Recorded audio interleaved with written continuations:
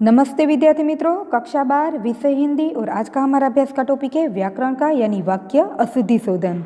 यह टॉपिक आपकी पाठ्य पुस्तक में भी दिया गया है और व्याकरण विभाग में भी हमें 1 मार्क्स के प्रश्न में पूछा जाता है कि अशुद्ध वाक्य है उनका शुद्ध रूप करके फिर से लिखिए। उनके लिए भी उनकी समझ भी इस टॉपिक से हम प्राप्त करेंगे। तो यहाँ हम देखें कि वाक्य रचना हेतु यानी वाक्य निर्माण के लिए व्याकरण में कुछ नियम निर्धारित किए गए हैं। सार्थक यानी जिनका कोई अर्थ निकलता है वह सार्थक एवं पूर्ण विचार व्यक्त करने वाले शब्द समूह को वाक्य कहा जाता है। प्रत्येक भाषा का मूल ढांचा वाक्यों पर ही आधारित रहता है, इसलिए यह जरूरी है कि वाक्य रचना में पदक्रम और अन्वय यानी संगति का विशेष ध्यान रखा जाए। इनके प्रति सावधान न रहने से वाक्य रचना में कई प्रकार की गलतियां रह जाती है। तो वाक्य रचना के लिए अभ्यास की परम जरूरत होती है। जैसे वाक्य भाषा की अत्यंत महत्वपूर्ण इकाई मानी जाती है, अतएव परिकृष्ट भाषा के लिए वाक्य शुद्धि का ज्ञान होना भी बहुत ही जरूरी है। तो वाक्य रचना में हम देखें तो कौन कौन सी अशुद्धियाँ हमसे हो सकती है, तो उन नियमों पर ध्यान न देने से वाक्य रचना अशुद्ध बन जाती है। तो वाक्य रचना विषयक अशुद्धियाँ निम्नलिखित प्रकार से हो सकती है। पदक्रम संबंधी हो सकती है, संज्ञा, सर्वनाम, विशेषण, क्रिया, अवयव, लिंग, कारक, कई प्रकार की वाक्य में ऐसी अशुद्धियाँ हो सकती है जिनकी वजह से हमारा प्रश्न गलत भी हो सकता है या तो हमारा वाक्य अशुद्ध हो सकता है। तो हमें क्या करना है, ऐसी अशुद्धियों को दूर करके वाक्यों को फिर से लिखना है।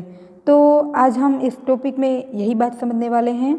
उनमें सबसे पहले हम देखेंगे तो पदक्रम संबंधी अशुद्धियाँ किस प्रकार हो सकती है। कई ऐसे बिंदु है जिनके आधार पर हम अशुद्ध वाक्य को शुद्ध करके फिर से भी लिख सकते हैं। तो ऐसे पॉइंट को समझना जरूरी है।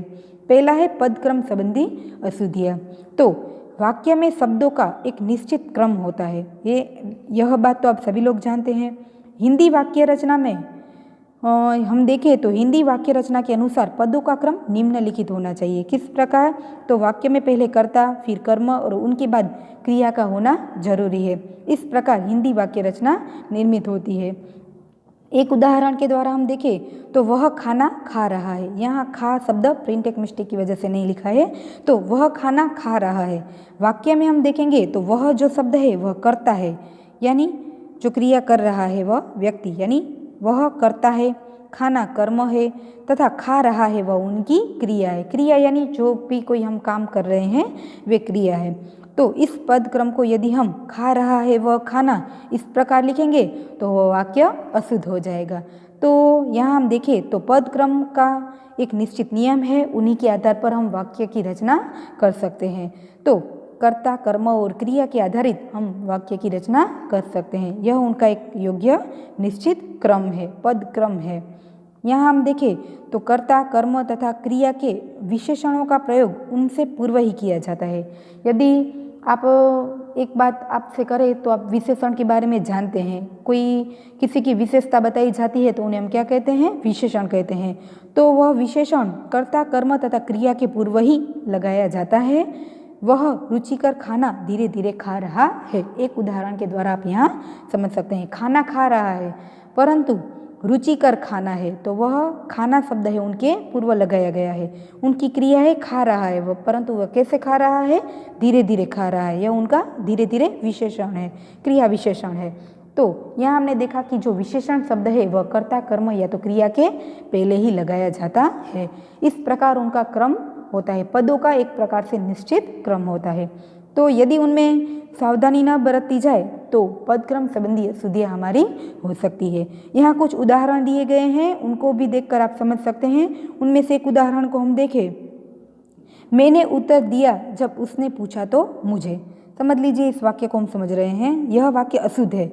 मैंने उत्तर दिया जब उसने पूछा तो मुझे, तो उनका शुद्ध वाक्य हो सकता है जब उसने मुझे पूछा तो मैंने उनका उत्तर दिया। जब वे पूछेगा तभी हम उनका उत्तर दे पाएंगे, तो यह इस प्रकार उनका शुद्ध रूप हो सकता है। तो यहाँ हम देखें चल रहा है धीरे धीरे वह, यह भी वाक्य एक अशुद्ध है। उनको यदि हमें शुद्ध करना है तो वह कैसे होगा, वह धीरे धीरे चल रहा है। कर्ता जो है वह क्रिया कर रहा है, किस प्रकार है, तो वह धीरे धीरे चलने की क्रिया कर रहा है। इस प्रकार हम पद क्रम संबंधी अशुद्धियों को दूर करके उन्हें फिर से लिख सकते हैं। जिनके कुछ उदाहरण और भी यहाँ दिए गए हैं, उनको पढ़कर भी आप समझ सकते हैं कि पद क्रम संबंधी अशुद्धियों को किस प्रकार दूर किया जा सकता है। तो उनके बाद दूसरा है अन्विति संगति अशुद्धियाँ। अन्विति का अर्थ क्या होता है? तो संगति करना या तो उनका मेल बैठाना, यानी कि मेल करना। वाक्य में प्रयुक्त पदों की परस्पर संगति स्थापित करना ही अन्विति कहलाता है। वाक्य में आप देखेंगे तो कर्ता का क्रिया के साथ, क्रिया का कर्म के साथ एक दोनों की दूसरे के प्रति अन्विति यानी संगति होना बहुत जरूरी है। परस्पर एक दूसरे की संगति होना जरूरी है। उन्हें स्थापित करना ही अन्विति या तो संगति कहलाता है। तो यहाँ हम कुछ उनके नियम या तो उदाहरण देकर समझाया गया है कि किसकी वाक्य में किस प्रकार संगति का होना जरूरी है। तो सबसे पहला है कर्ता एवं क्रिया की अन्विति। जो कर्ता है उन्हीं के आधारित उनकी क्रिया होनी चाहिए। कर्ता जिस वचन में या तो जिस लिंग में है उसी प्रकार क्रिया का लिंग और वचन होना जरूरी है, तो ही वाक्य शुद्ध है, वरना तो वाक्य अशुद्ध कहलाएगा। तो सबसे पहला हमारा है कर्ता एवं क्रिया अन्विति, यानी जैसे कि पूर्व में बताया जा चुका है कि कर्ता के लिंग और वचन के अनुसार ही क्रिया का लिंग और वचन निश्चित होता है। यदि उसमें सावधानी ना बरती जाए तो वाक्य अशुद्ध कहलाता है। उदाहरण के द्वारा हम देखें तो यहाँ दिया गया है कि राधा पढ़ती है, राधा पढ़ता है, ऐसा तो हम नहीं लिखेंगे क्योंकि राधा स्त्रीलिंग शब्द है तो उनकी क्रिया भी उनके आधारित ही होगी। यहाँ राधा स्त्रीलिंग है, अतएव उनकी क्रिया भी स्त्रीलिंग प्रयुक्त हुई है। कर्ता की क्रिया के साथ संगति होना जरूरी है। वाक्य में हम देखेंगे तो कई पद होते हैं, विशेषण होते हैं, कर्ता होती है, क्रिया होती है, वचन, लिंग सब होते हैं, तो उनका एक दूसरे के प्रति संगति होना जरूरी है। यदि उन दोनों के बीच एक प्रकार का परस्पर संगति नहीं होगी तो वे क्या कहलाएंगे? अशुद्ध वाक्य हो जाएंगे। तो यहाँ हमने देखा कि राधा पढ़ती है तो राधा स्त्रीलिंग है, तो उन्हीं के आधारित उनकी क्रिया तय की गई है। दूसरे वाक्य है घोड़ा दौड़ता है, तो एक घोड़ा है तो उनकी क्रिया उचित है, घोड़ा दौड़ता है। यदि कई घोड़े हैं तो हम ऐसा नहीं लिख सकते ना, घोड़े दौड़ता है, घोड़े दौड़ते हैं, यह उनका क्या हुआ? वाक्य रचना हुई। उसी प्रकार यहाँ दिया गया है गाय दौड़ती है, गाय दौड़ती है। गाय एक थी, यहाँ दूसरे वाक्य में कई गाय हैं तो गाय दौड़ती है। इस प्रकार एक दूसरे के प्रति क्या होती है? संगति होती है। उनके कुछ विशेष नियम यहाँ बताए गए हैं कि जब कर्ता के साथ ने कारक चिन्ह जुड़ा होता है तो क्रिया का लिंग और वचन कर्म के अनुसार निश्चित होता है।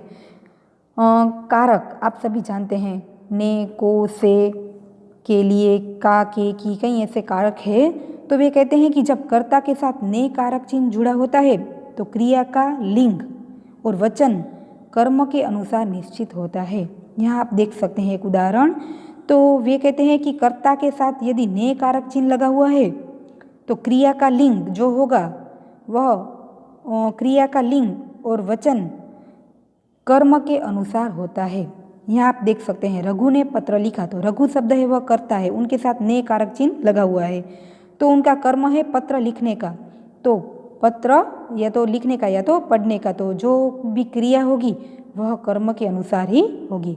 पत्र पढ़ा, पत्र यहाँ हम देखेंगे जिस प्रकार उनका लिंग और वचन होगा उन्हीं के आधारित उनकी क्रिया तय की जाएगी। रघु ने पुस्तकें पढ़ी, तो रघु शब्द के साथ कर्ता है तो ने कारक जुड़ा हुआ है, तो पुस्तक स्त्रीलिंग शब्द है तो उनकी क्रिया भी स्त्रीलिंग में है। तो इस प्रकार आप यह उदाहरण समझ चुके होंगे, उनका नियम समझ चुके होंगे। दूसरा है यदि दो कर्ताओं में से एक मध्यम पुरुष का हो तो मध्यम पुरुष बहुवचन की ही क्रिया प्रयुक्त होगी। यदि वाक्य में दो कर्ता हैं और दो कर्ताओं में से एक मध्यम पुरुष का हो तो मध्यम पुरुष बहुवचन की क्रिया ली जाएगी। तुम और मैं कल चलेंगे, तुम और कल्याण कब जाओगे। यहाँ आप देख सकते हैं क्रिया है वह मध्यम पुरुष कर्ता के आधारित निश्चित की गई है। तीसरा नियम हम देखें तो यदि दो कर्ता अथवा दो से जुड़े हो तो अंतिम कर्ता के अनुसार क्रिया का वचन और पुरुष निश्चित होता है। यदि वाक्य में दो कर्ता हो तो उनमें हम देखेंगे अंतिम कर्ता के अनुसार क्रिया वचन निश्चित होता है। यहाँ आप देख सकते हैं लड़का या लड़की जाएगी, यहाँ पर दो कर्ता है तो अंतिम जो कर्ता है उनके आधारित उनकी क्रिया तय की गई है। लड़की है तो उन्हीं के आधारित उनकी क्रिया तय की गई है। उनके बाद का नियम है कर्ता के प्रति आदर व्यक्त करने के लिए एक वचन कर्ता के साथ ही बहुवचन की क्रिया का प्रयोग किया जाता है। वाक्य में कर्ता एक वचन के रूप में ही हो, परंतु उनके प्रति यदि आदर व्यक्त करना है, हमसे उम्र में बड़े हैं या तो उनका पद के आधारित उनका आदर व्यक्त करना है, तो एक वचन कर्ता के साथ बहुवचन की क्रिया का प्रयोग किया जाता है। चाचा जी आ रहे हैं।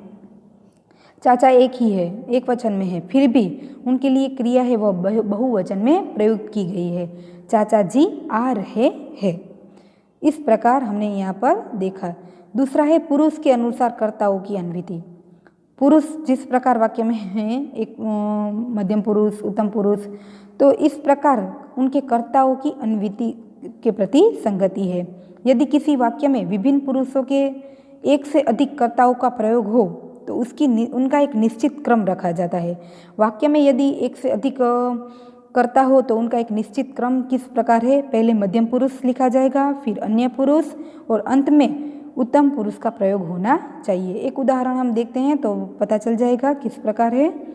यहाँ आप देख सकते हैं कि तुम और गणेश कहाँ जा रहे हो? तुम श्याम और मैं घूमने जाएंगे। तुम यहाँ देखेंगे तो पहले मध्य पुरुष, फिर अन्य पुरुष की बात हो रही है और फिर अंत में उत्तम पुरुष की बात हो रही है। यदि वाक्य में एक से अधिक कर्ता है तो उनका क्रम किस प्रकार होगा? पहले मध्यम पुरुष, फिर अन्य पुरुष और अंत में उत्तम पुरुष होना चाहिए। इस प्रकार वाक्य रचना बननी चाहिए। वाक्य में एक दूसरे की क्या होनी चाहिए? अन्विति यानी संगति होनी चाहिए। उनके बाद है विशेष्य तथा विशेषण की अन्विति। वाक्य में विशेषण और विशेष्य की अन्विति होनी चाहिए। विशेषण क्या है? जिनकी विशेषता बताई जाती है, और जिनकी विशेषता बताई जा रही है वे विशेष्य है। तो विशेषण का लिंग और वचन अपने विशेष्य के अनुसार होता है। वाक्य में जो विशेषण प्रयोग किया गया है उनका लिंग जो होगा, उनका वचन जो होगा, वे विशेष्य के आधारित होगा। अच्छा है लड़का, लड़का जो है यहाँ पर हम देखेंगे तो उनका लिंग है, उन्हीं के आधारित उनका विशेषण है। इस प्रकार तो हम नहीं लिख सकते कि अच्छी लड़का, ऐसा तो नहीं हो सकता। अच्छा लड़का, ठीक है। यहाँ पर उनकी अच्छी बालिकाएं, अच्छा बालिकाएं तो हम नहीं लिख सकते। बालिकाएं हैं, उनका जिस प्रकार लिंग है तो उन्हीं के आधारित उनका विशेषण प्रयुक्त किया गया है। यानी विशेष्य के आधारित हम देखेंगे तो उनका विशेषण प्रयुक्त किया गया है। समझ गए आप लोग? उनके बाद संज्ञा और सर्वनाम की अन्विति होनी चाहिए। वाक्य में हम देखेंगे तो किसी सर्वनाम का प्रयोग जिस संज्ञा के स्थान पर है, आप सर्वनाम के बारे में शायद जानते होंगे। संज्ञा यानी नाम के बदले जिस शब्द का प्रयोग है, यानी जिस सर्वनाम का प्रयोग है उन्हें हम सर्वनाम कहते हैं। नाम के बदले जिसका प्रयोग है वे सर्वनाम। तो वाक्य में किसी सर्वनाम का प्रयोग जिस संज्ञा के स्थान पर है उसी के लिंग विषयक अशुद्धियों के आप उदाहरण यहाँ देख सकते हैं। चोर भागा क्योंकि वह चोरी कर रहा था, तो अशुद्ध है, उनका हम शुद्ध करके भी लिख सकते हैं। बालिकाओं ने कहा कि वे घूमने जा रही है। यहाँ भी आप देख सकते हैं, बालिकाओं ने कहा कि वे सभी घूमने जा रही हैं। बालिकाएं जो हैं उनके आधारित यहाँ पर उनका सर्वनाम है वे। तो इस प्रकार अशुद्धियाँ, अन्विति संबंधी अशुद्धियाँ किस प्रकार दूर हो सकती है उनके बारे में हमने देखा। तीसरा है वचन संबंधी अशुद्धियाँ। वाक्य में कभी कभी गलत वचन का प्रयोग करने पर भी अशुद्धियाँ हो सकती हैं। हिंदी में कुल 2 वचन होते हैं, एक वचन तथा बहुवचन। एक संख्या का बोध कराने वाले शब्द एक वचन होते हैं, 2 या उनसे अधिक बहुवचन के लिए। तो यहाँ आप देख सकते हैं, एक सर्वनाम का सही वचन में प्रयोग न करना वचन संबंधी अशुद्धियाँ मानी जाती है। एक उदाहरण के द्वारा हम देखें तो अच्छे लड़का झूठ नहीं बोलते। यहाँ हम देखेंगे तो लड़का तो एक ही है, यहाँ शब्द प्रयुक्त है अच्छे। यहाँ हम लिख सकते हैं ना, अच्छा लड़का झूठ नहीं बोलते। तो यह वाक्य अशुद्ध है, तो उनका हमें शुद्ध रूप करना है तो हम क्या लिखेंगे? लड़के, अच्छे लड़के झूठ नहीं बोलते हैं। क्योंकि कई लड़के हैं अच्छे, जो भी अच्छे यानी कई लड़कों की बात हो रही है, तो लड़के शब्द है, यह यहाँ पर शुद्ध रूप होगा। तो अच्छे लड़के झूठ नहीं बोलते हैं। इस प्रकार वचन संबंधी अशुद्धियाँ हम दूर कर सकते हैं। यहाँ पर और भी उनके उदाहरण दिए गए हैं। लड़कियों ने कहा कि वह कमरे में बैठेंगी। तो यहाँ पर एक वचन संबंधी अशुद्धियाँ क्या है? लड़कियाँ, कई लड़कियाँ हैं, एक लड़की नहीं है। तो यहाँ पर कई लड़कियों की बात हो रही है, तो उनके लिए प्रयुक्त सर्वनाम भी यहाँ गलत है। और हम देखेंगे तो कई लड़कियाँ हैं, तो लड़कियों ने कहा कि वे कमरे में बैठेंगी। इस प्रकार वचन संबंधी अशुद्धियाँ हम दूर कर सकते हैं। उनके बाद है लिंग संबंधी अशुद्धियाँ। तो क्रिया का लिंग कर्ता के अनुसार होता है, यह वाक्य हमें याद रखना है। क्रिया का जो भी लिंग होगा वे कर्ता के अनुसार होगा, कर्ता जिस लिंग में होगा उसी प्रकार उनकी क्रिया होगी। लड़का जाता है, लड़की जाती है। लड़का है तो उनका जिस प्रकार का लिंग है तो पुल्लिंग है तो उनकी क्रिया भी पुल्लिंग में, यदि स्त्रीलिंग है तो उनकी क्रिया भी स्त्रीलिंग में। कभी कभी ई कारांत संज्ञाओं को ब्रह्मवंश स्त्रीलिंग समझ लिया जाता है। कभी कभी गलतियाँ क्या होती है, ई कारांत संज्ञाओं को ब्रह्मवश उन्हें स्त्रीलिंग मान लिया जाता है। इस गलती को दूर करना जरूरी है। क्रियापद में अशुद्ध लिंग का प्रयोग हो सकता है। यहाँ कुछ उदाहरणों के द्वारा हम देख सकते हैं कि हाथी जाती है, यहाँ संज्ञा हाथी है, तो हाथी में हम देखेंगे तो ई कारांत है, बराबर, जिनकी वजह से गलतियाँ हो सकती है, उन्हें स्त्रीलिंग माना जाता है। तो हाथी जाती है नहीं, परंतु हम क्या लिखेंगे, हाथी जाता है। यदि हम हथिनी जाती है लिखें तो वह वाक्य शुद्ध है, परंतु हाथी जाती है नहीं, लेकिन हम उनका शुद्ध रूप क्या लिखेंगे, हाथी जाता है। तो यहाँ कई उदाहरण के द्वारा लिंग संबंधी अशुद्धियों से किस प्रकार बचा जा सकता है वह दिखाया गया है। कुछ उदाहरण के द्वारा आप उन्हें समझ सकते हैं। फिर है सर्वनाम का लिंग उससे संबंधित संज्ञा के अनुसार होता है। कुछ उदाहरण दिए गए हैं, मेरा घर, मेरी पुस्तक, उसकी छाती फूल गई, मेरा टखना टूट गया।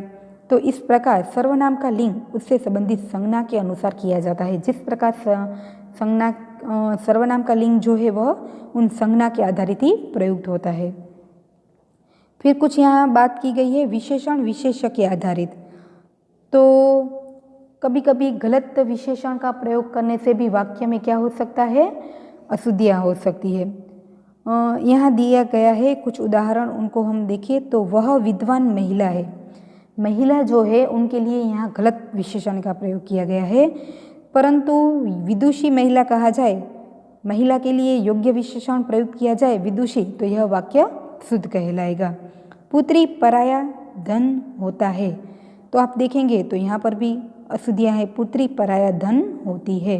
विशेषण विशेष्य संबंधी उनकी क्रिया होनी चाहिए, या तो कभी कभी गलत विशेषण का प्रयोग नहीं होना चाहिए, तो ही वाक्य शुद्ध रूप कहलाएगा।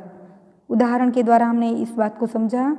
फिर आगे हम देखें, कुएं का पानी खारी है, परंतु यह गलत है, कुएं का पानी खारा है। भोजन व्यवस्था गड़बड़ा गया नहीं, परंतु भोजन व्यवस्था गड़बड़ा गई। जिस प्रकार विशेषण होगा उन्हीं के आधारित उनका विशेष्य होना चाहिए और उन्हीं के आधारित उनकी क्रिया होनी चाहिए। और वाक्य में कभी कभी गलत विशेषण का प्रयोग भी वाक्य को अशुद्ध बना सकता है, तो इस प्रकार की त्रुटियों से हमें बचना चाहिए। उनके बाद है कारक संबंधी अशुद्धियाँ। वाक्य में कभी कभी क्या हो सकता है, गलत कारक का प्रयोग वाक्य को अशुद्ध बना सकता है। कारक चिन्हों के प्रयोग में भी अशुद्धियाँ देखी जा सकती है। कर्ता कारक के चिन्ह ने का प्रयोग पंजाबी लोग किस प्रकार गलत करते हैं, यहाँ उनको हम देखेंगे। मैंने आपको पहले ही बताया कि कर्ता ने कर्म को करण से संप्रदान के लिए कई प्रकार की ऐसी विभक्तियाँ हैं जो एक प्रकार से कारक के रूप में हम देखें तो कर्ता कारक के चिन्ह ने का प्रयोग पंजाबी भाषी लोग किस प्रकार अशुद्ध रूप से करते हैं। तो एक उदाहरण दिया गया है, मैंने नहीं जाना, तो यहाँ पर मैं शब्द है, उनके साथ जो कारक लगा हुआ है वह गलत लगाया है, तो हम क्या करेंगे, उनको किस प्रकार लिखेंगे, मुझे नहीं जाना। वाक्य में हम देखेंगे तो कभी कभी गलत कारक का प्रयोग भी वाक्य को अशुद्ध कर देते हैं। लल्लू पपीता खाया नहीं, परंतु लल्लू ने पपीता खाया। कभी कभी गलत कारक लगाने की वजह से भी अशुद्धियाँ है, तो कभी कभी कारक का प्रयोग न करने से भी क्या हो सकता है, वाक्य में अशुद्धियाँ हो सकती है। और गलत कारक का प्रयोग भी वाक्य को अशुद्ध बना सकता है। तो नरेश खाना खाया नहीं, परंतु नरेश ने खाना खाया। तो इस प्रकार कभी कभी वाक्य में कहीं पर योग्य कारक न लगने से भी अशुद्धियाँ हो सकती है और गलत कारक लगने से भी अशुद्धियाँ हो सकती है। फिर आगे हम देखें तो अकर्मक क्रियाओं के साथ कर्ता कारक का चिन्ह ने प्रयुक्त नहीं होता है। कभी कभी ऐसी गलतियां हो सकती हैं। अकर्मक यानी कर्म नहीं लगा हुआ है वाक्य में, और क्रियाओं के साथ कर्ता कारक चिन्ह ने का प्रयोग नहीं किया जाता है। जो वे क्या हो सकती हैं? अशुद्धियाँ है। बच्चों ने नहीं सोया, बच्चों ने नहीं परंतु बच्चे नहीं सोए, यहाँ गलत प्रयोग होगा। यहाँ पर कारक की जरूरत ही नहीं है। स्त्रियों ने नहीं हंसा, स्त्रियों ने नहीं परंतु स्त्रियां नहीं हंसी। तो इस प्रकार गलत कारक प्रयोग को दूर रखकर हम अशुद्ध वाक्य को शुद्ध कर सकते हैं। फिर उनके बाद है कर्म कारक के चिन्ह को का प्रयोग संप्रदान कारक के लिए भी कभी कभी अशुद्ध हो सकता है। कर्म कारक जो है वह चिन्ह को का संप्रदान कारक के लिए कभी कभी वह क्या हो सकता है? अशुद्ध हो सकता है। मैं पुस्तकें राम को लाया हूँ, परंतु हम देख सकते हैं संप्रदान के लिए होता है, तो उनकी जगह को कारक चिन्ह लगाना वह क्या हो सकता है? गलत हो सकता है। मैं ये पुस्तक राम को नहीं परंतु राम के लिए लाया हूँ। कर्म कारक जो चिन्ह है को, कर्म के लिए लगाया गया को चिन्ह है वह संप्रदान कारक के लिए लगाना जरूरी है, नहीं तो वाक्य अशुद्धियाँ हो सकती है। को नहीं परंतु यहाँ क्या होगा? के लिए, तो वाक्य शुद्ध है। कुछ उदाहरण और भी दिए गए हैं आपकी पाठ्य पुस्तक में, उन्हें देखकर भी आप समझ सकते हैं। प्रशासन ने व्यवस्था सुधारने को कदम उठाया। सुधारने के लिए, सुधारने को नहीं परंतु सुधारने के लिए उन्होंने क्या किया? एक नया कदम उठाया। कुछ उदाहरण और भी है। एक हम देखें, वह पेन के साथ लिखता है। पेन के साथ नहीं, हमें पेन से लिखना होता है, तो पेन के साथ लिखना वह क्या हो जाएगा? अशुद्ध होगा, परंतु पेन से लिख रहा है तो वह क्या है? सही है। तो योग्य कारक लगाने से वाक्य को शुद्ध किया जा सकता है। यह थी कारक संबंधी। अब उनके बाद हम देखेंगे द्विरुक्त संबंधी अशुद्धियाँ। द्विरुक्त संबंधी अशुद्धियाँ किस प्रकार हो सकती है उनको हम समझे तो एक ही अर्थ वाले दो शब्दों का प्रयोग द्विरुक्त कहा जाता है। सबसे पहले तो हमें यह जानना जरूरी है कि द्विरुक्त संबंधी क्या होती है। हमारे लिए शायद ये नया भी हो सकता है। तो एक ही अर्थ देने वाले दो शब्दों का, वाक्य में यह जरूरी नहीं है एक ही अर्थ वाले एक ही शब्द का प्रयोग हो तो वाक्य शुद्ध है, परंतु एक ही अर्थ वाले दो शब्दों का प्रयोग यदि वाक्य में लिया जाए तो वह द्विरुक्ति कहा जाता है।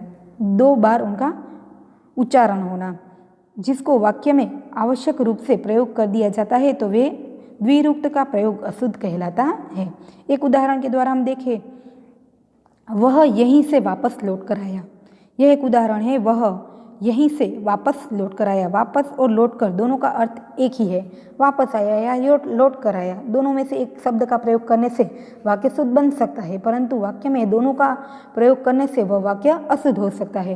तो उनको हम किस प्रकार लिख सकते हैं? वह यहीं से लौट कर आया, या तो वह यहीं वापस आएगा, या तो आया, तो यह वाक्य शुद्ध हो सकता है। इस प्रकार वाक्य में एक ही अर्थ वाले अलग अलग शब्दों का प्रयोग करने से वाक्य में अशुद्धियाँ हो सकती हैं, जिन्हें हम द्विरुक्ति संबंधी अशुद्धियाँ कह सकते हैं। यहाँ आप एक उदाहरण और देखें, सज्जन पुरुष सबका भला करते हैं। सज्जन ही पुरुष कहलाते हैं, यानी अच्छे पुरुष कहलाते हैं। तो उनमें पुरुष सबका भला करते हैं या तो सज्जन सबका भला करते हैं, पुरुष सबका भला करते हैं, ऐसा ही लिखेंगे तो भी वाक्य सही है। या तो हम देखें तो अच्छे पुरुष ही सबका भला करते हैं ना, तो उनके लिए यहाँ हम सज्जन सबका भला करते हैं यही शब्द लेंगे तो वाक्य हमारा क्या बन सकता है? शुद्ध बन सकता है। सज्जन और पुरुष दोनों शब्द लिखने की जरूरत ही नहीं है। सज्जन लिखने से ही पता चल जाता है कि अच्छे जो पुरुष होते हैं वे क्या करते हैं? सबका भला करते हैं। तो इस प्रकार द्विरुक्ति संबंधी अशुद्धियों से हम बच सकते हैं। कई उदाहरण हैं, उनको समझकर आप क्या कर सकते हैं? द्विरुक्त संबंधी अशुद्धियाँ किस प्रकार होती हैं उनसे हम बच सकते हैं। आपकी पाठ्य पुस्तक में कई उदाहरण हैं, उन्हें समझकर पढ़कर भी आप द्विरुक्त संबंधी अशुद्धियों से किस प्रकार दूर रहा जा सकता है वे समझ सकते हैं। उनके बाद है वाच्य संबंधी अशुद्धियाँ। वाक्य में कभी कभी वाच्य संबंधी अशुद्धियाँ भी हो सकती हैं। कर्ता प्रधान तथा कर्म प्रधान दो प्रकार के होते हैं। वाक्य कैसे होते हैं? कभी कभी कर्ता प्रधान भी होते हैं या तो कभी कभी कर्म प्रधान भी होते हैं। कर्ता प्रधान को कर्तवाच्य कहते हैं और कर्म प्रधान को कर्मवाच्य कहते हैं। वाक्य को कर्तवाच्य से कर्मवाच्य में परिवर्तित करते समय भी कभी कभी क्रिया संबंधी अशुद्धियाँ हो जाती हैं। कभी हम कर्तव्यवाच्य को कर्मवाच्य में परिवर्तित करेंगे तो कभी कभी उनकी क्रिया संबंधी अशुद्धियाँ होती हैं। एक वाक्य उदाहरण हम देख लें तो प्रस्तुत पद्यांश जयद्रथ वध कविता से लिया है, परंतु लिया है नहीं, परंतु जयद्रथ वध कविता से लिया गया है। इस प्रकार की क्रिया लिखनी जरूरी है। और यह कार्य बच्चों से किया गया है, परंतु बच्चों के द्वारा किया गया है। इस प्रकार उनका जो क्रिया है लिखने पर वाच्य संबंधी अशुद्धियाँ हम दूर कर सकते हैं। उनके बाद है शब्द रचना से संबंधित अशुद्धियाँ। कभी कभी गलत शब्द का प्रयोग करने से या तो गलत वर्तनी यानी जोड़नी का प्रयोग करने से हम क्या करते हैं, वाक्य में कभी कभी वाक्य अशुद्ध बन सकता है। तो उनको हम देख ले। वर्तनी संबंधी अशुद्धियाँ, किसी शब्द में स्वर एवं व्यंजन वर्णों के शुद्ध क्रम को वर्तनी कहते हैं। यदि वाक्य जो शब्द है उनमें योग्य क्रम के आधारित उनकी वर्तनी नहीं होगी तो वह वर्तनी संबंधी अशुद्धियाँ कहलाएगी। नगर शब्द में हम देखें तो न, ग तथा र वर्ण इसकी वर्तनी है, यानी अलग अलग अक्षर है, अलग अलग वर्ण है, उनका एक गठन करने से एक नगर शब्द का निर्माण होता है। यह उनकी सही वर्तनी है। यदि इन वर्णों का इनके स्वर में परिवर्तन हम देखें परिवर्तन होगा तो वह वर्तनी अशुद्धि मानी जाएगी। नगर को यदि हम नगर लिखेंगे तो उनकी वर्तनी संबंधी अशुद्धियाँ होगी। इस प्रकार कारण को कारण लिखेंगे तो वह अशुद्धि है, कविता को कविता लिखेंगे तो वह अशुद्धि है। इस प्रकार वर्तनी संबंधी अशुद्धियों से हमें दूर रहना है। वाक्य में ऐसी वर्तनी लिखने से कभी कभी वाक्य अशुद्ध हो सकता है। वर्तनी संबंधी प्रमुख नियम भी है। यदि उनको समझा जाए, लिखने का एक तरीका देखा जाए तो वर्तनी संबंधी अशुद्धियों से या तो शब्द संबंधी अशुद्धियों से हम क्या करते हैं, बच सकते हैं। कुछ नियम दिए गए हैं। खड़ी पाई वाले व्यंजनों से संयुक्त अक्षर बनाते समय उनके पाई हटाकर संयुक्त रूप बनाना चाहिए, न कि हलंत का प्रयोग करना चाहिए। यहाँ एक उदाहरण दिया गया है कि यदि खड़ी पाई वाले जो व्यंजन होते हैं, यदि उनका हमें संयुक्त अक्षर बनाना है तो बनाते समय पाई को हटाकर उनका संयुक्त रूप लिखना चाहिए, हलंत करके उन्हें छोड़ना नहीं चाहिए। आप देख सकते हैं कच्चा, तो यहाँ च को बीच वाले च को हलंत करके लिखा है, वह अशुद्ध है, लेकिन उनको क्या करना होगा, जोड़ाक्षर के रूप में हम लिख सकते हैं, तो ही हमारी वर्तनी सही है। यहाँ हलंत करके लिखने से वह शब्द अशुद्ध कहलाएगा, परंतु जोड़ाक्षर कर देने से उनका पाई हटाकर च में से उनकी जो पाई है उनको हटाकर उनका जोड़ाक्षर शब्द लिखने से वह वर्तनी सही हो सकती है। यहाँ कई ऐसे उदाहरण दिए गए हैं। विघ्न, शया, उनका गलत रूप आप देख सकते हैं यहाँ दिया गया है। उनका शुद्ध रूप क्या हो सकता है उनको यहाँ समझाया गया है। तो दूसरा नियम है क तथा फ से बनने वाले जो संयुक्त वर्ग है पक्का तथा रफ्तार की भांति बनाने चाहिए, न कि पक्का की तरह। यहाँ आप देख सकते हैं क और फ जैसे जो अक्षर है उनको हलंत करके नहीं छोड़ना है, परंतु हम क्या करेंगे, इस प्रकार उनको जोड़कर संयुक्त जोड़कर उन शब्दों को लिखना है, हलंत करके नहीं लिखना है। तीसरा है ट, ड, ड अथवा द आदि से संयुक्त वर्ण इन पर हलंत लगाकर बनाए जाएंगे। वह कैसे, पट्टी, गट्ठर, गड्ढा, गद्दा। यहाँ हमें एक और बात बताई गई है कि ऐसे जो शब्द होंगे वर्णमाला में, यदि उनका संयुक्त अक्षर लिखना है तो उनमें हलंत करके ही उन्हें लिखा जा सकता है। पहले नियम में हमने देखा था कि खड़ी पाई पाई हटा कर लिखेंगे, परंतु ऐसे शब्द हैं उन्हें हम किस प्रकार संयुक्त लिखेंगे, हलंत करके ही लिखेंगे। ऐसी वर्तनी बनाकर हम अशुद्ध वाक्यों से बच सकते हैं। र से बनने वाले संयुक्त रूप 3 प्रकार से होते हैं, प्र, क्र, ट्र। तो उनको हम किस प्रकार बनाएंगे, प्र प्लस र तो वे क्या बनेंगे, हलंत प प्लस र तो वे बनेगा प्र, हलंत क प्लस र तो वे क्र। और यहाँ हम देखेंगे कि ऊपर रेफ वाली जो मात्रा होती है हलंत र प्लस क तो वे क्या बनेगा, रेफ बन जाएगा। यहाँ हमने देखा कि क्र करना है तो र पीछे है, परंतु रेफ करना है तो वह र हलंत र आगे है। ट्र तो ट हलंत ट प्लस र तो वह क्या बन जाएगा, ऐसा शब्द बन जाएगा। उनके कुछ नियम यहाँ दिए गए हैं ताकि वर्तनी संबंधी अशुद्धियाँ से हम दूर हो सके। स्र को स लिखना अशुद्ध माना जाता है। कहीं पर जो स्र है उनका स लिखना अशुद्ध माना जाता है। श्रीमान तो हम उसे इस प्रकार लिखेंगे, सीमन नहीं लिखेंगे। यह वर्तनी संबंधी अशुद्धि मानी जाएगी। रू से संयुक्ताक्षर बनाते समय रू को वर्ण के नीचे ही जोड़ना चाहिए। यदि हम देखें तो ऐसे रू वाले जो शब्द है, यदि उनसे हमें संयुक्ताक्षर बनाने हैं तो वे क्या करेंगे, वर्ण के नीचे ही जोड़ा जाएगा। वह शब्द है उनके हम रू नीचे लिखेंगे तो वह हो गया वृष्टि, पृष्टि, सृष्टि, इस प्रकार। फिर स तथा स के प्रयोग से अशुद्धियाँ हो सकती है। वह कैसे, तो विशाल शब्द है तो गलत श का प्रयोग शब्द को क्या बना देगा, अशुद्ध बना देगा। विषम, तो यहाँ ऐसा स लिखने से गलत अशुद्धियाँ हो सकती है। तो श वर्ण के योग से बनने वाले शब्द हिंदी में बहुत थोड़े हैं, उनको याद रखा जा सकता है। यथा काशाय, कृषक, विषम, विष, कृषि, कृष्ण, कृषि आदि। स वर्ण से प्रारंभ होने वाले शब्द भी हिंदी में गिने चुने हैं। षटकोण, षडानन, षड्यंत्र, इस प्रकार आदि। तो यह हमने देखी वर्तनी संबंधी अशुद्धियाँ। अब उनके बाद हम देखने वाले हैं अनुपयुक्त शब्द प्रयोग विषयक अशुद्धियाँ। कभी कभी अनुपयुक्त, जरूरी नहीं है ऐसे शब्दों का प्रयोग भी वाक्य में अशुद्धि बता सकते हैं। यहाँ कुछ उदाहरण हैं, उनको देखिए। तो प्रकरण, प्रसंग आदि की दृष्टि से अनुपयुक्त एवं अशुद्ध शब्द प्रयोग से इस प्रकार की अशुद्धियाँ हो सकती हैं।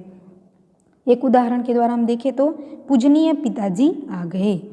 तो पिताजी के लिए यहाँ उनका आदरवाचक शब्द है पूजनीय, वह गलत है, वहाँ हम लिखेंगे पूज्य पिताजी। तो अनुपयुक्त यानी उपयुक्त शब्द प्रयोग न होने पर वाक्य में अशुद्धियाँ हो सकती हैं। सौभाग्यवती लता का विवाह हो गया। सौभाग्यवती नहीं परंतु सौभाग्यकांक्षिणी लता का विवाह हो गया। इस प्रकार उचित शब्द जोड़ने से वाक्य अशुद्धि को दूर कर सकते हैं। तो एक उदाहरण हम देखें, उसने बैठकर आसन ग्रहण किया। तो आसन ग्रहण करना ही वह उस जगह पर बैठ गए होंगे, तो यहाँ पर बैठकर लिखने की कोई ज़रूरत ही नहीं है। तो इस प्रकार अनुपयुक्त शब्दों की गलती से हम बच सकते हैं। एक उदाहरण और देख लेते हैं। उसकी आयु तिथि क्या है। आयु और तिथि दोनों की जरूरत नहीं है, आयु तिथि नहीं परंतु उनकी जन्म तिथि क्या है। तो इस प्रकार अनुपयुक्त शब्द का प्रयोग कभी कभी वाक्य को गलत बना सकता है। तो विद्यार्थी मित्रों, पूरे टॉपिक में हमने देखा कि अशुद्ध वाक्य है उनको शुद्ध करके फिर से लिखना है।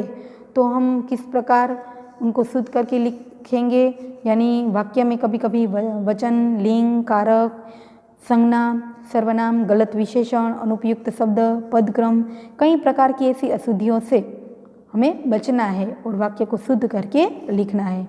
हमें पेपर में भी एक प्रश्न पूछा जाता है कि अशुद्ध वाक्य को शुद्ध करके लिखे, तो उनकी समझौती भी हम इसी प्रकार इस टॉपिक के आधारित समझ सकते हैं।